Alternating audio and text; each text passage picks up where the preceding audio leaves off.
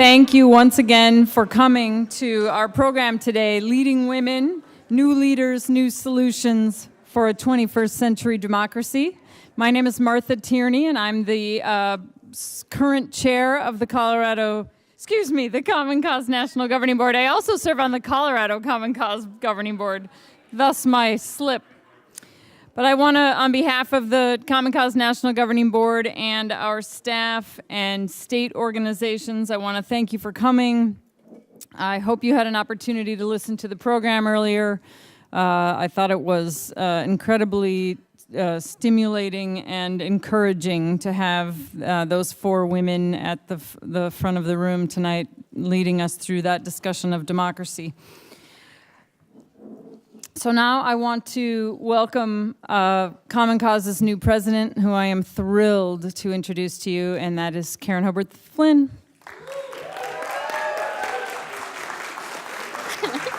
Thank you. Thank you, Martha.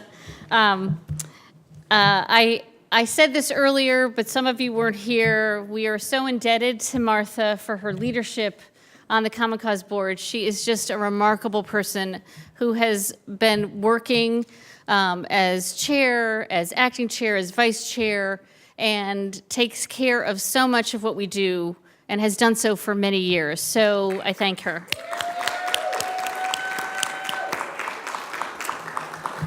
I want to also thank the 70 co-sponsors of our event and Allison Porter and Avalon Consulting for supporting this event.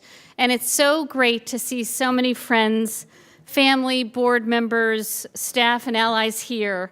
And I'm sorry, because I would love to acknowledge each and every one of you, because you are so great and I'm so fortunate to have the opportunity to work with you and know all of you. I've learned so much from many of you. And I look forward to the work ahead that we have working to strengthen our democracy. We have our work cut out for us. I also want to acknowledge my family who could join us here tonight, including my husband, Rob. And two of my four sons, Danny and Michael. Where are they? There they are. Jack and Peter are in college and couldn't get away from their studies, but we're thinking about them. And the truth is, without their love and support, and actually their commitment to the work of Common Cause, I could not do what I do. And I'm going to tell one quick story about Rob. Some of you have heard it, but a lot of you probably haven't. I was working at the state level as an executive director in Connecticut, and it can be very tough work. When you're taking on issues of power, you anger people who are in office. So I've gotten angry calls from the Speaker of the House, not Chris Donovan, but another one. I just have to hold up some of our friends. But, you know, it's very hard to be up there alone, and you don't have an office like here in Washington. We can come back and we can commiserate. So I would have those kind of tough days, and Rob would always give me a pep talk. You are fighting the good fight. This work matters. All the kinds of things we would say to each other. So I was working with my colleague, Andy Sauer, in Connecticut on our fight for public financing. And we had literally been dressed down by House Democratic leadership and then an hour session with the Senate president, several senators, probably 10 attorneys, where they just yelled at us for a good hour. And Andy came out and he said, "My career is over. It is over. I will never be able to work in this town again." I was like, "Andy, when they yell, that's like the turning point." But he wouldn't listen. So I went home and I told Rob about this. And he said, "I'm going to give him a call." And I said, "That'd be great." So Rob gave him a call, and Andy wasn't there, but he left a message. So evidently, Andy comes in the next day and he said, "I had 3 bottles of wine last night. I had a really tough night. But I listened to Rob Flynn's message." And he's like, and he gave this pep talk, and all of a sudden I felt great about what I do. And he said, "I want to marry Rob Flynn." Totally true story. Totally true story. The other thing I would say about my boys is when I worked at the state level, I would take them on my back in a backpack if I gave a talk, if I was doing testimony, a legislator would hold them as they shuffled papers. And even if I just gave birth and I had a bill to move, I would go up and lobby, and I did that with Danny, who was 2 days old. And Republican senators would hold him, and I'd lobby them to support our public financing bill. And I got several Republican votes out of that. So it may not say a lot about my skills as a mother, but I did get my votes.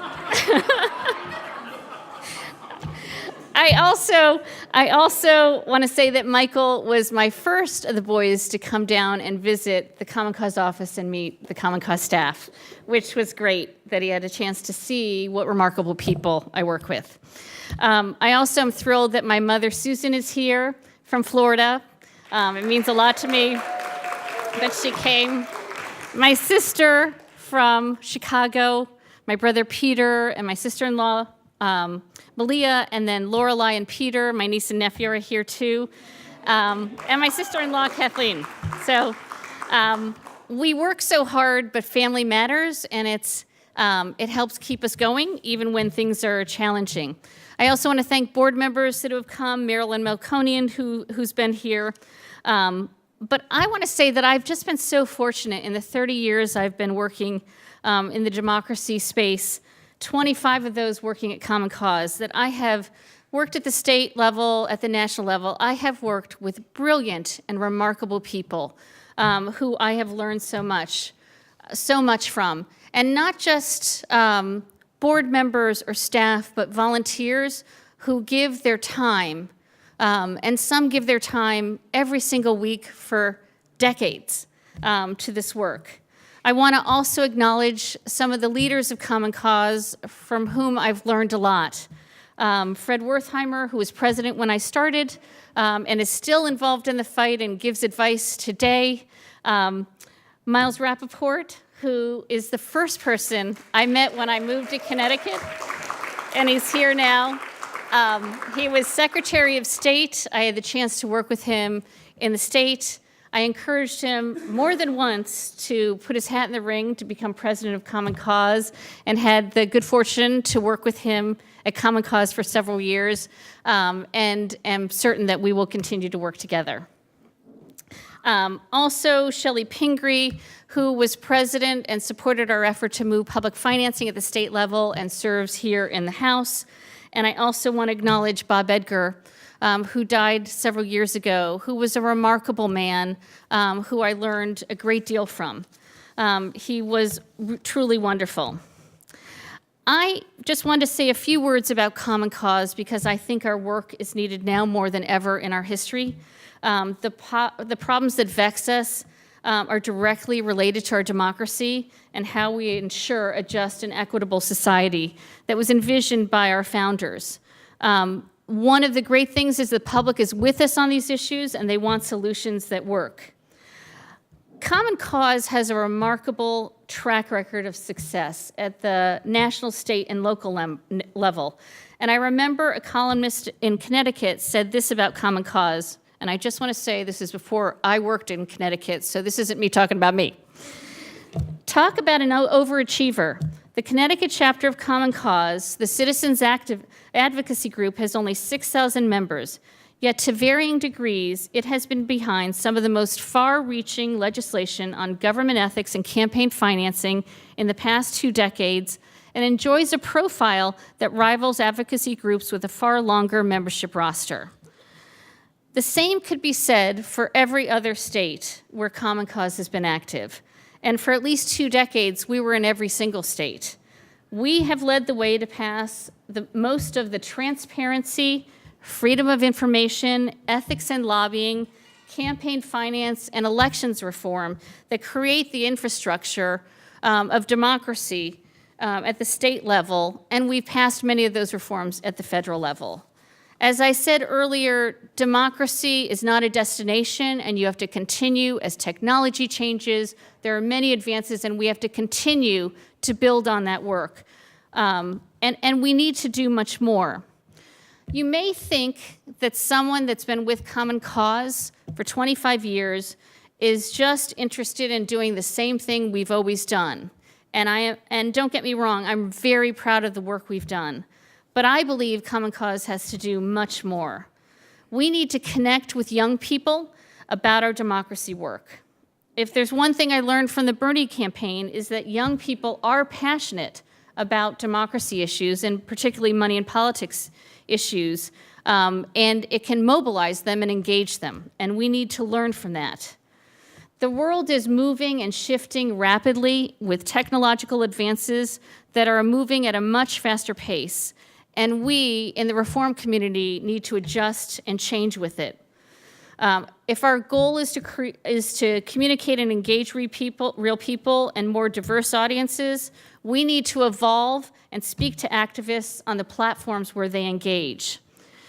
And that's why 3.5 years ago, and this was shortly after Bob Edgar had passed away, a board member told me that he wanted to help us engage activists. And I leapt at the chance to do that. And with that board's investment, we focused on how to reach out and engage the next generation to participate in our campaigns on money and politics, elections, redistricting, and many other issues. As an organizer by temperament and trade, I know that to build a movement, you need to reach people where they're at and not expect them to come to you. And so we really worked on how to invest in a digital program that has really reinvigorated our reach. Our social media posts just this year have been viewed over 10 million times, showing the power of our connected world and how hungry the public is to strengthen our democracy. And while we're really proud of our staff and the work that they've done, communication staff, digital staff, program staff, state staff, it's really our members and supporters that make that work possible. We are grateful to the 3,100 founding members of Common Cause that still give to us today. They joined in 1970, and yes, they're probably old. But they care about these issues and still are active. Through our expansion effort, we've been working to diversify our reach and bring new supporters in to work on our campaigns. And I'm proud to announce that in the last 2 years, we have nearly tripled the number of activists that engage in our work. We now have 625,000 members and supporters. And this is just the beginning. Just the beginning. Our goal is to build an engaged and diverse constituency to get involved in these campaigns, and our goal is to bring in millions of people to work for these reforms. And we do it working with our allies from many organizations, and many of whom are here tonight. And we can't succeed if we're not doing this work together. 46 years ago, John Gardner built a nonpartisan grassroots organization to give voice to the people because he felt like special interests were the only ones that were organized. As he said, in creating Common Cause, we have done more than create an organization. We've given life to an idea. The brilliance of our mission endures today to focus on the instruments of self-government, to make sure that government is listening to the will of the people and responsive to what the people want. The work of democracy is never done, and we're going to have to continue to focus on this. Wealthy interests and those that have power are not going to give up that power easily. But I want to say that I'm so honored at this moment to be president of Common Cause. Some days I can't believe I get paid to do the work that I do, to work with the incredible people I work with. But our work moving forward must adapt to changing technology, a shifting legal landscape, and exciting demographic shifts in the population. And we need to teach a new generation about the idea John Gardner sparked nearly 50 years ago. We must show them that as a citizen, they can make a difference. And citizens acting together can take on power and win. So thank you for coming.